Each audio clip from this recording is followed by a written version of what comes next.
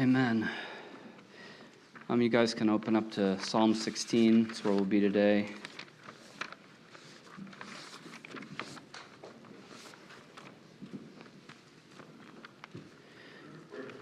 And I would just want to pray.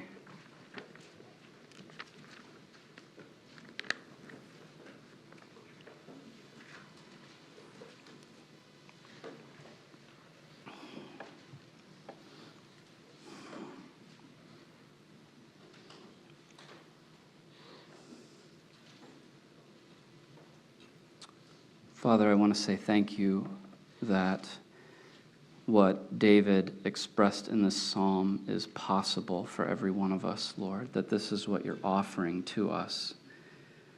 I thank you for his life, and I thank you for what you did in him so that he could make words like this to give us a vision, something to hunger after for our own lives, Lord. I thank you for the beauty of these words, Lord, and I thank you even more for you, Lord. I thank you that you're willing to give yourself to us. Lord, I thank you even more than that, that you draw us with cords of loving kindness. Lord, I thank you that you don't just stand by and wait to see if we'll choose. Lord, I thank you that you stand in our way and hold something out to us, Lord. I thank you, Lord. I know that your heart's desire, I know that you yearn for every single one of these men to know you in the way that is expressed in this psalm. I know it's your heart, Lord. And I pray that something, Lord, I pray that your Holy Spirit would please take, even as I'm talking, Lord, even if it has nothing to do with what I'm saying, I pray that your Spirit would be penetrating into men's hearts and into women's hearts, making things about you real, opening up a hunger for people who don't have any, Lord. I pray, Jesus, that you would do this. And I thank you for it in your name. So I want to talk, the inspiration for this sermon came from verse 5 in Psalm 16. The Lord is my chosen portion. And so I'm just calling this Yahweh my portion. I'm not like an expert in ancient Israelite culture or anything like that. I just did a little bit of digging to try to understand a little bit about what the cultural significance of the portion is. And I know that it's used in a couple of different ways. For instance, when God brought the Israelites into the Promised Land, he divided it up between the tribes, and each tribe was given a portion of the land. Or, for example, if a father was going to divide his estate between his sons, each of the sons would be given a portion. It was their inheritance. And so when it came to the children of Israel having the land, we're Americans and we're not an agricultural society. I'm not a farmer. I maybe know a few farmers, but it's not like if I don't have a piece of land, I'm not going to live. You know what I mean? It's not so significant that it's a driving need in my life. I need land. It's just not like that. But to have land in the Old Testament was extremely, extremely significant because it was a source of identity. It was a source of status. It gave you access to resources that you needed for your life. And so, it was a big deal. Like I said, I'm not an expert on it. I'm sure I can't convey how important it was for them to have their portion. But it meant a lot. And it wasn't just about physical life. It was also tied to the idea that God is a covenant-keeping God.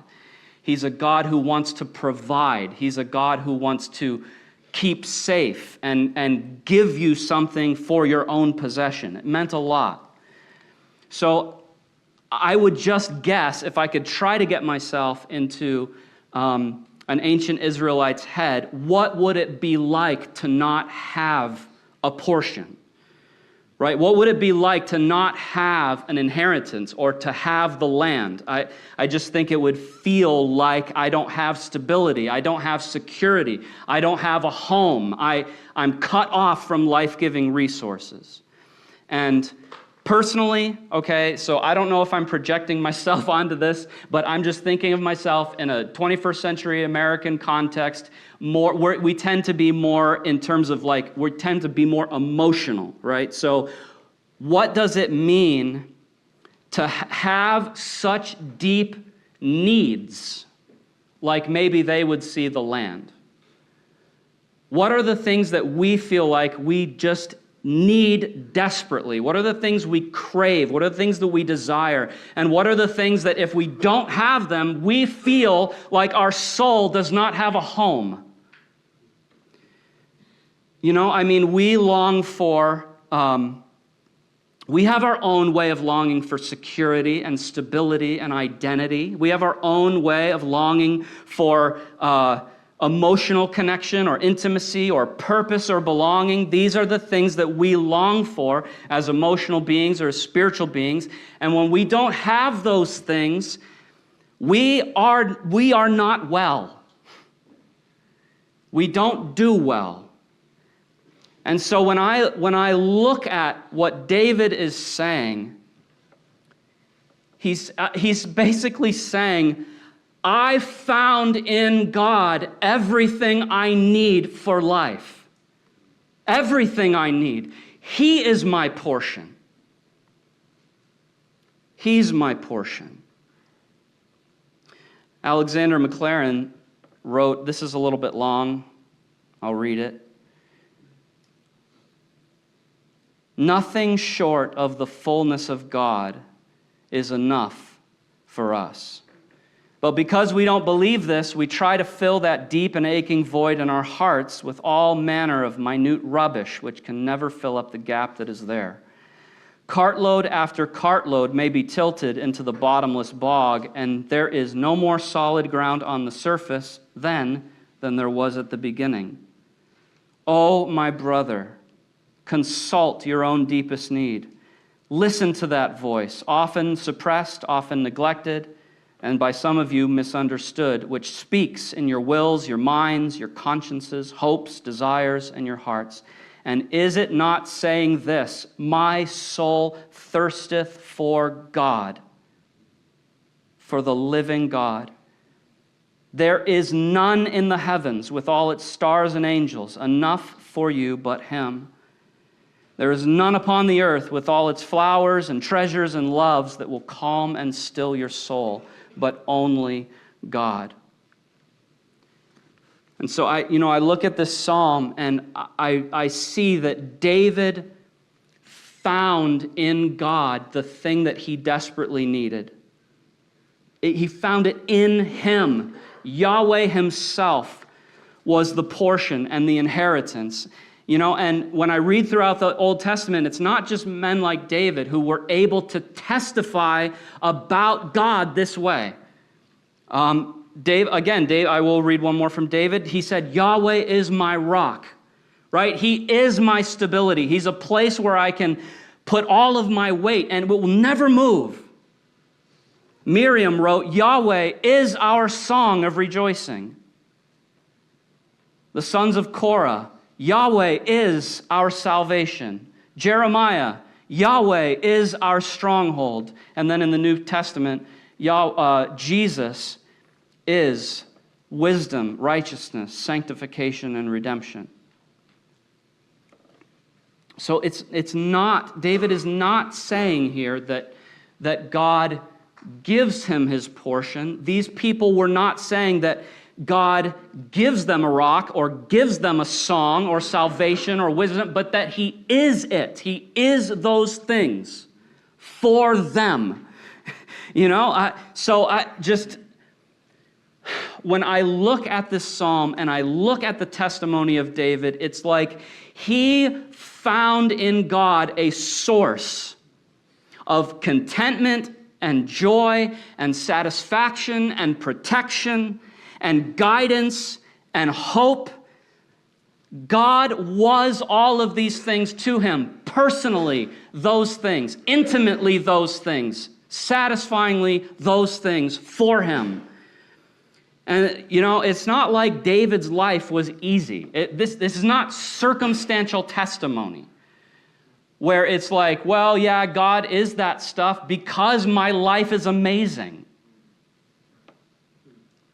You read through the testimony of David's life, and there was a lot of hardship and a lot of difficulty and a lot of deprivation, right? I mean, he was subject to the same kinds of trials and temptations. He had failures, he had losses, but ultimately, the testimony of David's life was that he had found a source of goodness that filled him up to the brim and overflowed. He had an abundant life in God himself. And that's what it's like when I came to the program, and I'll probably reference at times when I came to the program, it's like that's what I heard over and over and over, was that this is what God is after. This is what God's actually trying to do. This is why he brought you here. This is why he brought me here. Not to deliver me from sexual sin only, but to give me a life in him, that his own life would become my life. So that I'm actually living on the joy of God and the hope of God and the satisfaction of God and the protection of God. I know him that well. I know him that intimately that I can say he is all of these things to me, present, real time. Not maybe someday when I get to heaven, I'll have an experience of God as those things. Now on the earth, he is my life. That's the vision that was given to me when I was in the program. And it was like, pursue it. Pursue that. Not the restoration of a relationship. Not the healing of your emotions, or not like, for you, not anything temporal. Pursue one thing and one thing alone, to experience God the way you're reading in the Bible. Do that. And David did it, and he had it.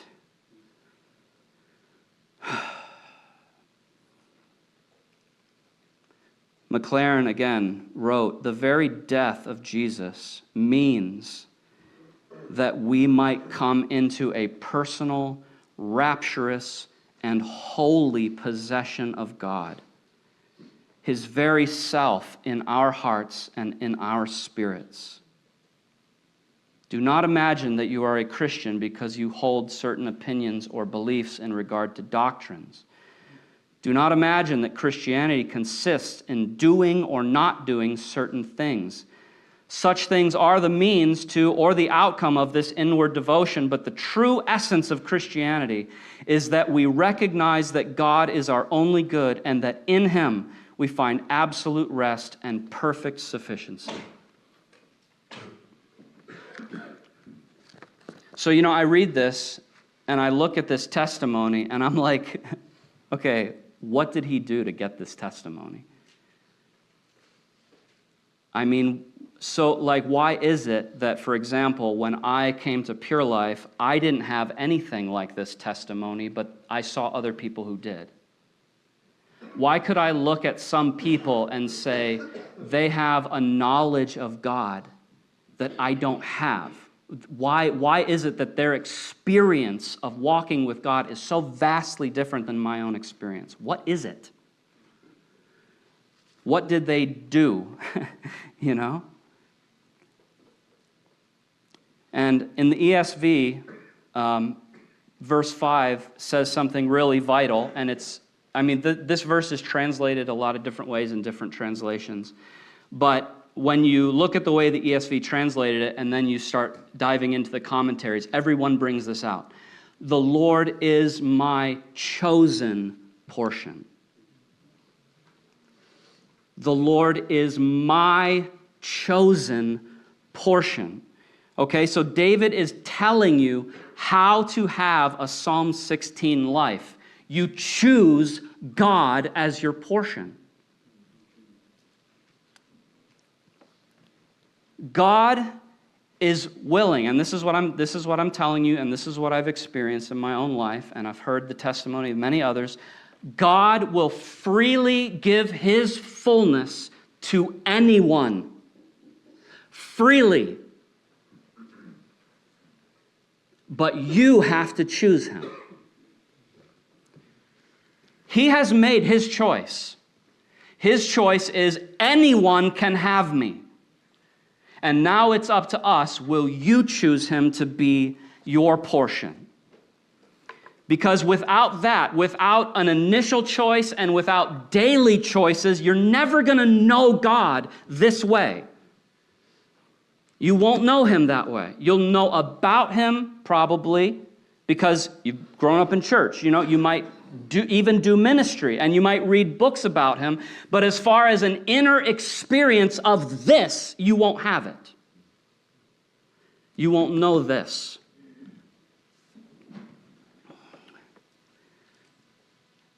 So his will has been made clearly known. And throughout the Bible, his will is that when you're afraid, you go to him. When you're hurt, you go to him. When you're unsure of what you need to do, you go to him. Any need, all of your needs, you go to him. That's why Jesus said, "Come to me, all you who are weary and heavy laden, and I will give you rest." That's his choice, and now it's up to you. Because he's not going to make the choice for you. He's given you a free will. He's given you an option. And so it's basically exactly what Pastor Steve and Kathy were talking about. Where are you going to go with your needs? And where are you going to go with your desires? What direction will you go based on what you need and based on what you want? Because if you will take God to be your portion, this will be your life. What you read in Psalm 16 will be your life if you will take him to be your portion. If you take something else, you're only going to know sorrow and misery. You'll chase and chase and chase and chase some kind of elusive experience or some kind of elusive satisfaction or elusive protection. You're just constantly being driven for something that never delivers. So what we do with our desires is extremely important. And I see this aspect, this dynamic happening in two different places. Let me read one and then I'll read the other. In terms of a negative aspect, people who did not allow their desires to drive them into God, Romans 1 is a great example. Because you watch a group of people traveling spiritually further and further and further and further away from God based on their own desires and their own choices. So they didn't honor God as God, nor give him thanks. How many of you have read Romans 1? Most of you? Okay, so you're familiar with it. These people did not honor God as God, and they didn't give him thanks. And because of that decision, their minds and their hearts were darkened. And because of that spiritual darkness, they exchanged the glory of God for the image of creatures. Because of that choice, because of the choice of idolatry, God gave them up to the lusts of their hearts to do impure things. And when they did impure things, God responded by giving them up to degrading passions. Okay? When you choose to reject God by pursuing something else, he confirms that choice by allowing you to experience the consequences of it. This is how it works. God always adds his confirmation to our decisions. When you choose to go away from him, he allows it. And in some inexplicable, I don't understand. I'm just reading the Bible and saying, what does this mean? And I see that God responds to man's choices. And I see this happening in people's lives. It's not just like theory. Can anyone relate to Romans chapter 1? Okay, it happens. It's real. The Bible is testifying to us the truth.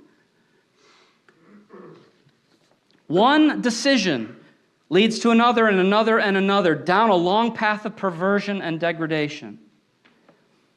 To the end where it says they were full.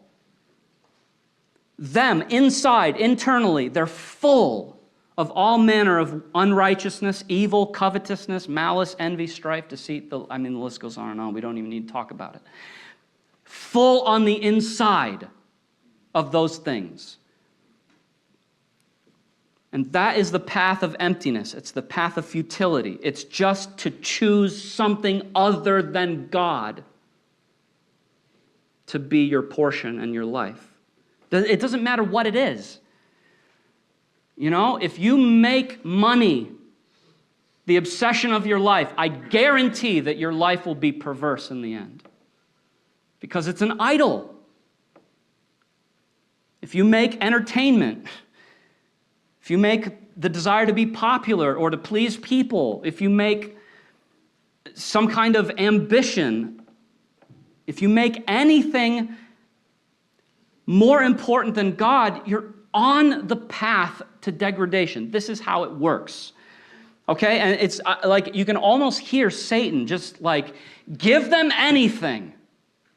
Anything they want. Anything. Lead them into anything. Just keep them away from the love of God. Just keep them away from devotion to him. Keep them from choosing him. It just doesn't matter what the object is as long as it's not God. Because if you don't pursue God, you'll never know him. And if you never know him, you'll never find him to be your life. Okay, let's just get away from all that. And now let's talk about the alternative, because there's another choice. There's another choice, okay? You come here to Pure Life, you've made your choices in the past. Those things are in the past. Now what God is saying is there's another option for you. The door is still open. It's still available. You can still take me to be your portion. And so that's what this psalm is describing. It's describing the positive aspect of this dynamic, because look at what David says in verse 2. I say to Yahweh, you are my Lord, and I have no good apart from you. That's David's choice. I tell God, I have no good apart from you, and you are my God. Okay? And look at what happens for David. We also looked at verse 5 already. The Lord is my chosen portion. Okay, so now look at some of the things that happen internally for David. Okay, the people in Romans 1, internally filled with all manner of wickedness. Look at what David is full of. The lines, the boundary lines, the property lines have fallen for me in pleasant places. Indeed, I have a beautiful inheritance. Verse 8, I've set the Lord always before me.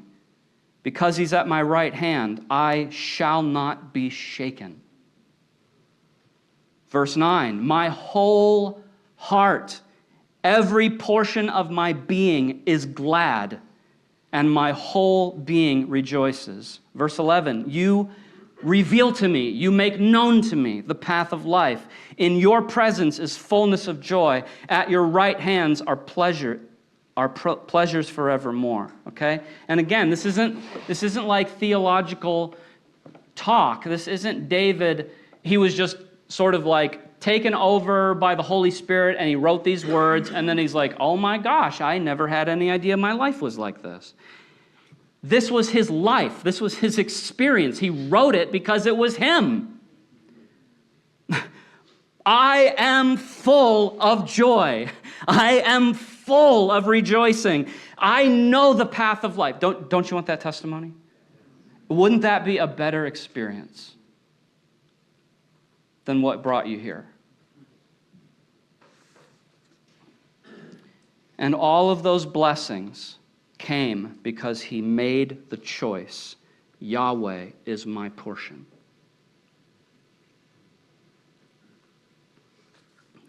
And I just believe this is what happened for me here at Pure Life. I believe that God brought you here to bring you to a crossroad, a spiritual crossroad.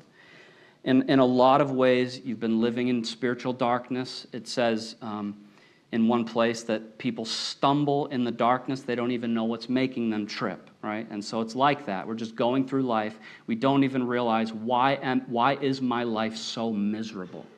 You don't even know why.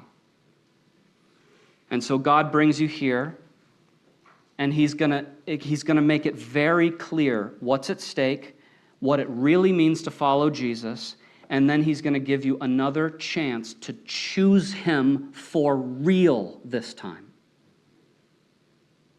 Does that make sense? He's going to give you another choice.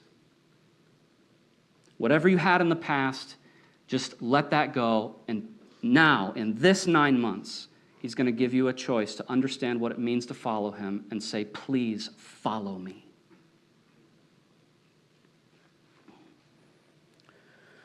Okay, so for the rest of this message, I want to just talk about what it means to choose God as your portion, practically speaking. Just like, what does it mean to do this in the daily realities of my life? Choice number one is basically what Kathy already talked about. Ask him. Ask him to help you choose him.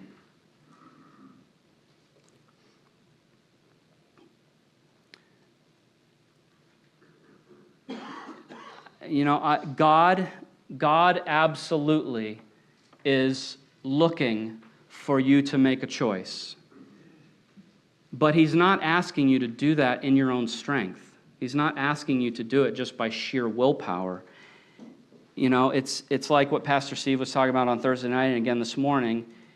When you're so far away from the life of God, you're so dead on the inside, it's difficult to make the choice. Like, when I came to Pure Life initially, if they had said, today's the day and you must make a choice, I would have been, whoa, I don't even know how to do that. I don't feel like I have the strength.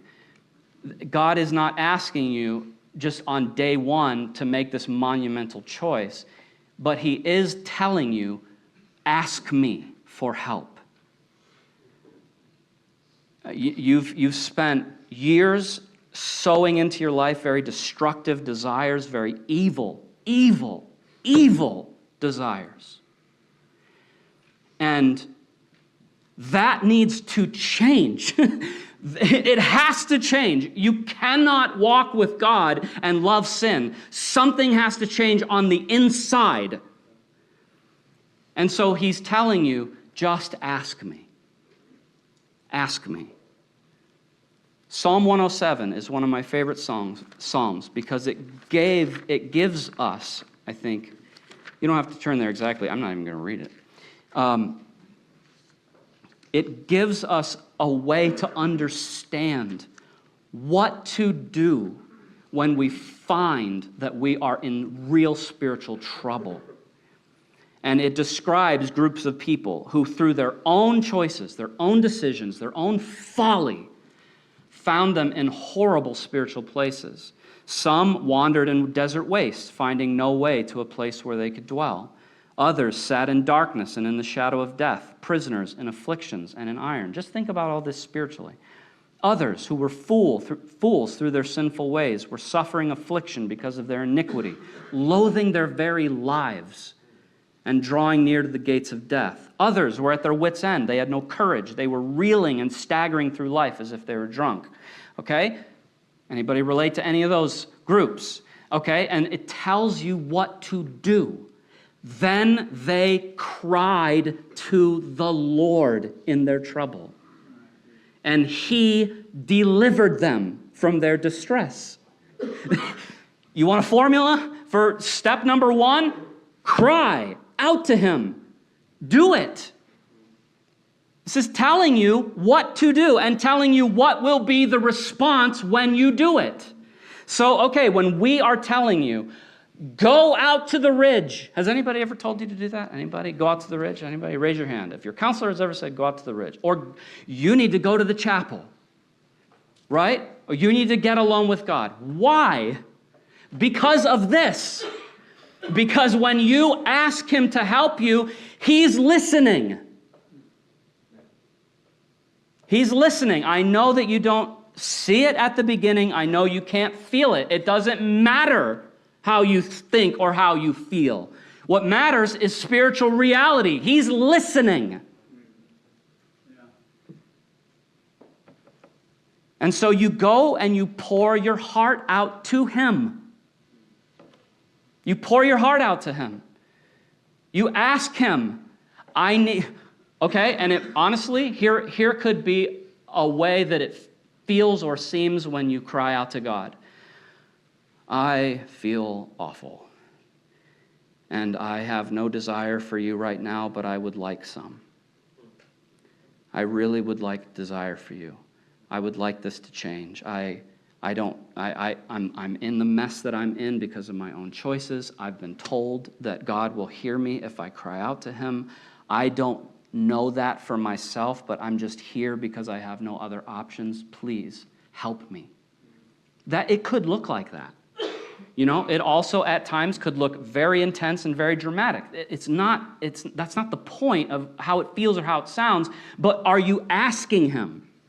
Are you asking him, I need new desires. I want to turn from a life of sin. I want a deep desire for you. I need new affections, God. I need new cravings. I want to fall passionately in love for Jesus. I want the will to turn away from the world. I want to be obsessed with you, Lord. I need wisdom. I need to see the world for what it is. Take what you're learning here and make it into a prayer. You get before God with what you're learning and what you're seeing, and you tell him about these things. God is not asking something unattainable. This is not no one has any excuses. If you don't do this, it's a choice. I want to remain dead in my sin. You know, and all the staff, do you ever look at a staff member and be like, wow, I really wish I had something like that in my life? Okay, we all had to do this. We all sat in those seats. Every single one of us were told, you feel dead, get out there on the ridge and cry out to God. And we did it, and he heard us. Okay, choice number two that you have to make. You have to spend time alone with God. You have to spend time alone with God. You know, sometimes we can just be really, impractical when it comes to spiritual life. One of the most basic laws of love and affection is that you have to make time for it, otherwise it dies. You can't remain stale and stagnant. You lose things if you remain stale and stagnant in your choices. So if you want something, you have to pursue it. You have to make time for it. You have to give it your attention and your energy, otherwise you lose it. So if you want a love for God, you have to pursue him. You've got to spend time with him. This is just exactly what Pastor Steve was saying, right? I mean, there's just literally no way to have a relationship with God if you never spend time with him. And guess what? You know, how many people, like, their only time with God is at church? There's no relationship there. Try it once a week for an hour. Try having a marriage where once a week for an hour you talk to your wife. Like, what is that? Okay, so you have to prioritize him. It has to become, like Pastor Steve was saying, I'm just reaffirming, you have to make a choice that time with God is a non-negotiable part of my life until I die. Quality time with God is a non-negotiable part of my life. Nothing will come in between me and Him. You have to make that choice.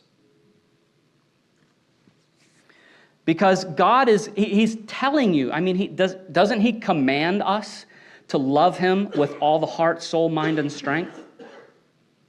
How are you going to do that if you never are with Him? It's not possible. How are you going to love Him if you never know Him? Right? If you never, it's just, I can only tell you from experience. It's not something that I can just put into words. All I know is that for the last 16 years, I have spent daily time with God, and year after year after year after year, my love for Him has grown. That's all I can tell you. And I guarantee you it would never have happened if I wouldn't have made the choice.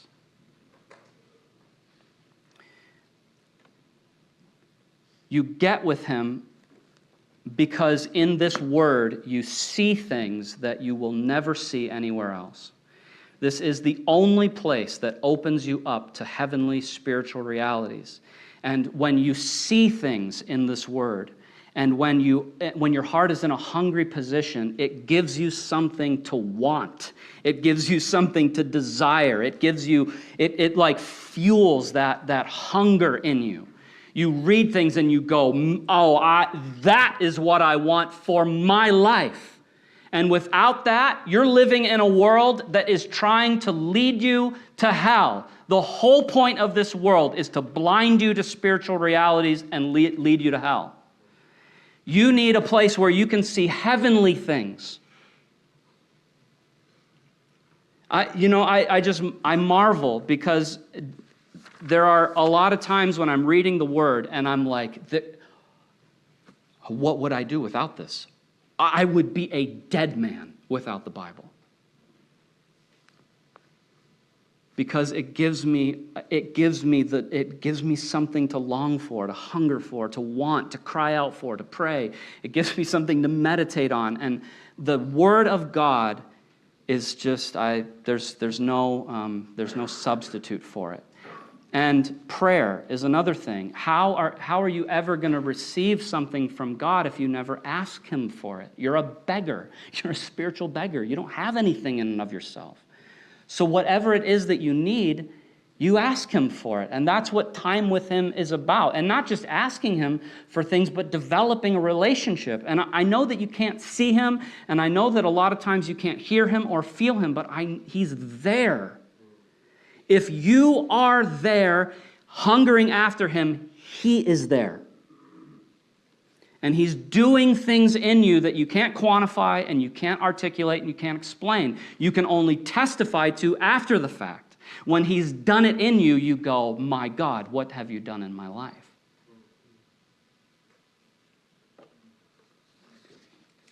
We're a goner without Him. And David knew that, and that's why he chose. That's why he chose the Lord. And there's just really, when it comes to time with God, there's no shortcut. Zero shortcut. Pastor Steve talked about bare minimum. You got 15 minutes in the Word, 15 minutes in prayer. That's very good for the beginning. It needs to grow. There's no substitute for time with Him. Get to the place where you will spend a whole day with Him. Get to the place where you will go away for 3 days or 4 days or 5 days just to be with Him. Get to the place where that's what your soul is truly hungering for, is just intimacy and communion with Him. When that happens, you're going to have Psalm 16, I can tell you that. All right, the third choice. You have to renounce anything that hinders you from knowing Him. You have to renounce anything that hinders you from knowing Him. This is where I think the rubber kind of really begins to meet the road, because true Christianity has a lot of self-renunciation in it. Self is what hinders the knowledge of God. When you're full of yourself, you can know about God and you can know doctrines and you can go to church and you can do ministry, but you won't have the knowledge of him. This will not be your life. This will be like somebody else's life. And so you've got to renounce things that are coming from your fallen nature. If the whole, has anybody ever heard or watched the teaching where Pastor Ed talks about, you can't just try to put on, right? That's just a life of frustration. If you come here and you're just constantly trying to put on new things without renouncing the old, it's like trying to fill something that's already full, you know? You got a cup that's full of concrete, and you try to pour water into it, it just all drains off the surface. Nothing happens. You got to jackhammer the concrete out of a cup. You know, I'm not a construction worker. You got to get junk out in order to make space for God. Because what comes out of your flesh is always, always offensive to God, and it always grieves the Spirit. So, if you're living, and this is not, I'm just saying this in general. If what's coming out of your life is lust and pride and greed and love of the world, there's no room for God. Your life is pushing him away. Because he's offended. He's offended and grieved by who you are and what you're doing and how you think. It hurts him. It pains him. You know what I mean? So, and that does not mean that God does not pursue. It just means that at some point, you have to make the choice, I am going to die. You have to do that. God's not going to do that for you. He's not going to renounce self for you. He's going to show you how and invite you to. And when you make the choice, I guarantee he'll be there to help you. He will be there. He will so be there to help you. It's amazing to me. I wish I could, oh boy. I have stories from my life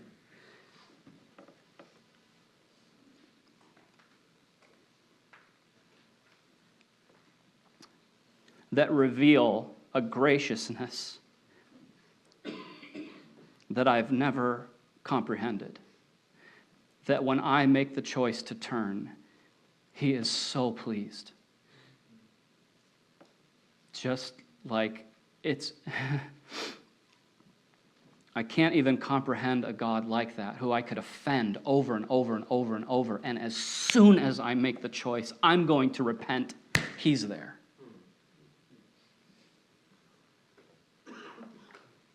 And I'm not saying that I felt it all the time, I'm just saying that I know he was there. You make the choice. You have to establish in your life, you have to establish a pattern of self-denial. If you're going to know God, you must choose to deny yourself.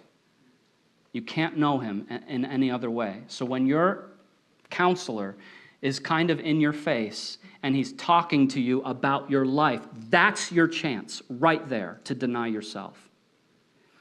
And if you resist and stubbornly refuse to listen, and you're never going to know him, okay? That's all I'm saying. You will never know God if that's your posture. A huge portion of your time at Pure Life Ministries is going to be in the renunciation of your old life. Who you are, what you've done, how you've thought, how you've acted, how you respond to people, what you pursue in life. A huge portion of your program here must be involved in renouncing yourself. That's just part of the deal. I'm sorry. And it hurts. It hurts a lot. And every single one of us, I can tell you, had to go through that. There was no pain-free process for any single one of us. The cross always hurts, but it always leads to resurrection life. Every time. Choice number 4 is that you choose him as your greatest need and your greatest desire.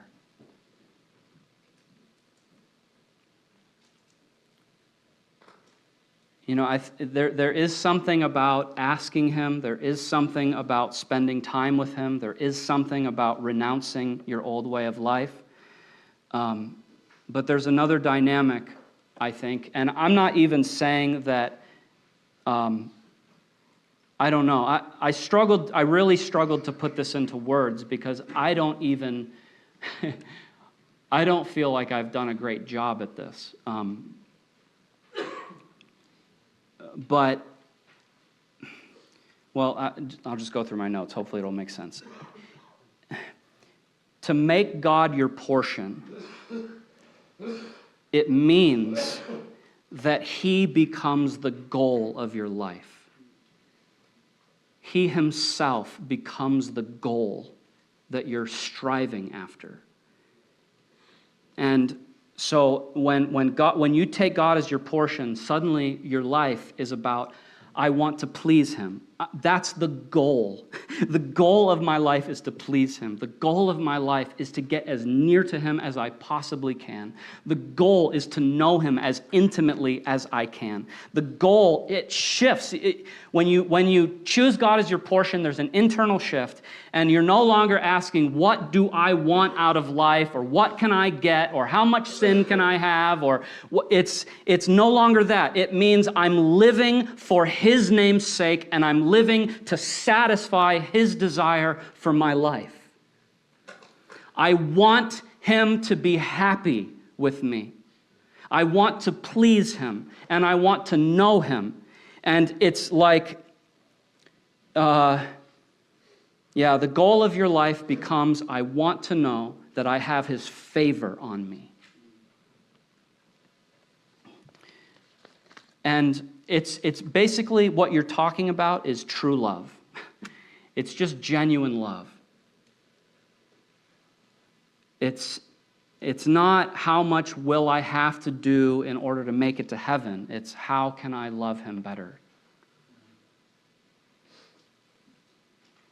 And when that decision to make God your portion it's going to be probably, I would guess, there will be a crisis moment, and I don't mean necessarily 1 second, I just mean like a kairos period of time, a window of opportunity, where it's a crisis, where you make the conscious decision, I will make God my life.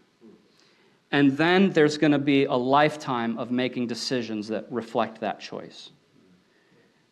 And it has to happen. You have to consecrate your life to him. You have to offer him your life as a living sacrifice. That where you give up control and you surrender self-determination, and it's no longer about me, and it's no longer about what I want from God, but it's about what I can give to him and how I can honor him and please him. I'm glad Pastor Steve shared some of his own testimony because I wanted to share a little bit of mine, but I don't know. I just sometimes hesitate to talk about myself because it's not the template. I'm not the template for Christianity. All I know is that this is what it was like for me, and I think it'll be something like this. I knew when I got into the program that I was not living the Christian life, and that what he really wanted from me was a total surrender, a complete and utter surrender to the will of God, where I gave everything to him. And I knew that's what he wanted, and I knew at the same time that my life makes a mockery of that kind of decision. Because I hadn't done any of that. I was selfish, I was self-centered, I was a hypocrite, I was a Pharisee, I was just all in it for me. Everything was about me. But something about that call was so compelling to me, because when I saw him here, when I saw who he was, how humble and selfless and gracious and compassionate and willing to give himself to me, there was something that was so powerfully drawing me to him. And I didn't know how to leave this life behind, but I desperately wanted him. That's all that I knew. And that crisis kind of thing was just 9 months of begging him to be a different kind of a person. And at one point, it's like the door came open to my heart, and he filled me. with his Holy Spirit and with his love. And that moment, that period of time, completely changed the trajectory of my life. And the pathway of my life has never gone back. I'm not talking about, and this is what's hard to explain, is that I don't feel like I've done a great job. It's not like that moment led to a life of perfection. It was just that my pathway was totally different. Totally different. There was something inside that had never been there before. There was a drive and an urgency. Jesus Christ will be my treasure. I will learn how to love him. I will follow him. I will give him my life. I will. If he puts his finger on something, I will deal with it. And his goals, his ambitions will become mine. And I have failed miserably many, many times at living out the vision that God gave me at that beginning stage. Miserably. I mean, just ridiculous. But my life, I've never turned around. Never have I turned around and said, I'm okay with the way I used to live. It's not an option. And I just believe that came, it's just God's grace. His grace came into me in a way that I'd never experienced before. And what he has done, when I think about my life, and I've heard other people say it this way, when I think about my life, what I mainly see is all of my failures and an unbelievable God. Just an unbelievable God. The lavish love that he has shown to me in my life, and a compassion like I've never known, and a faithfulness and a devotion, a selfless devotion toward me, a generosity that I cannot comprehend. And some of the things he's done for me and some of the ways he's blessed me, it just shatters me. Because I'm so undeserving.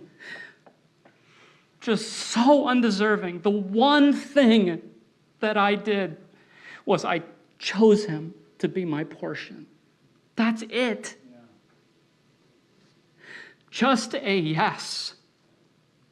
Just a sincere yes. If this is what you're offering, I want it. And I will do whatever is in my power to see that your will is fulfilled in my life. And whatever's behind is behind. I don't know how far I am on this journey. Who cares? The vision is forward. The vision is onward and deeper and further into God. He's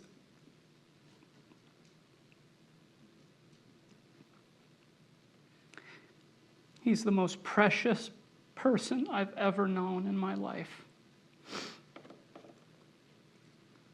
He has just captured my heart. I never even thought he could at the very beginning. I thought, how could I really, really, truly be in love with him? And he's won me.